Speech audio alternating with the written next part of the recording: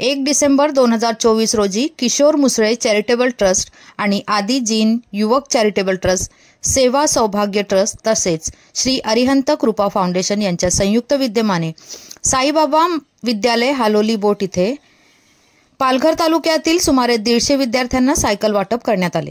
तसेच ग्रामीण शिक्षण संस्था उमरोळी संचलित शताब्दी इनरव्हील माध्यमिक विद्यालय पारगाव येथे किशोर मुसळे स्किल ट्रेनिंग इन्स्टिट्यूटचे उद्घाटन करण्यात आले।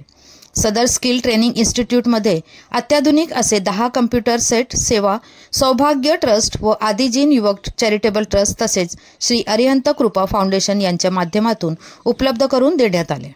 तसेच 12 मुलींना शिवण यंत्राचे मोफत वाटप करण्यात आले। याचबरोबर सुमारे 20 अपंगांना व्हीलचेअरचे मोफत वाटप करण्यात आले। सदरील कार्यक्रम सुरळीतपणे पार पाडण्यास तसेच खऱ्या गरजूंपर्यंत मदत पोहोचवण्यासाठी किशोर मुसळे चॅरिटेबल ट्रस्टच्या सर्व कर्मचाऱ्यांनी मागील महिनाभरापासून अथक मेहनत घेऊन कार्यक्रम यशस्वी केला। यामध्ये किशोर मुसळे चॅरिटेबल ट्रस्टचे CSR head doctor Vivekanand Sawant, Sunil Jadhav, Aditi madam व दिलीप सर यांचे मोलाचे मार्गदर्शन लाभले। तसेच वरील इतर तिन्ही संस्थांच्या सर्व सहयोगींनी यथायोग्य साथ देऊन आपला प्रगल्भ दानशूरपणा दाखवत कुठल्याच गोष्टीत कमतरता जाणू दिली नाही। सर्व लाभार्थ्यांनी साश्रू नयनांनी दात्यांचे आभार मानले व मिळालेल्या मदतीचा यथोचित वापर करून समाज बांधिलकी जपण्याची ग्वाही दिली। त्यावेळी सर्व दात्यांनाही उचित ठिकाणी दान केल्याचे समाधान मिळाल्याचे त्यांनी प्रकट केले।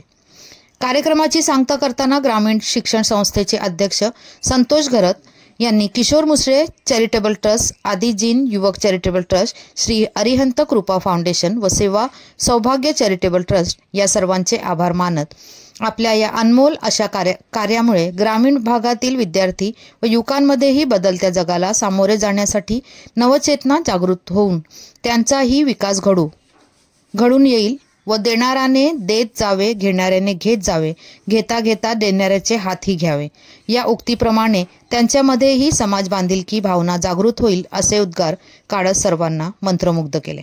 क्रमांती सर्व विद्यार्थ्यांना मुबलक प्रमाणात खाऊचे वाटप करत अन्नदान केल्याचे समाधानही दात्यांनी मिळवले। तसेच प्रातिनिधिक स्वरूपात 15 झाडांचे वृक्षारोपण करत धरणी मातेच्या सेवेत ही योगदान देण्याची मुहूर्तमेळ रोवून ईश्वराचे आभार मानत कार्यक्रमाची सांगता केली। धन्यवाद। वसईहून मी शहनाज शेख, विकास समाचार। चॅनलला लाईक, शेअर, सबस्क्राईब जरूर करा।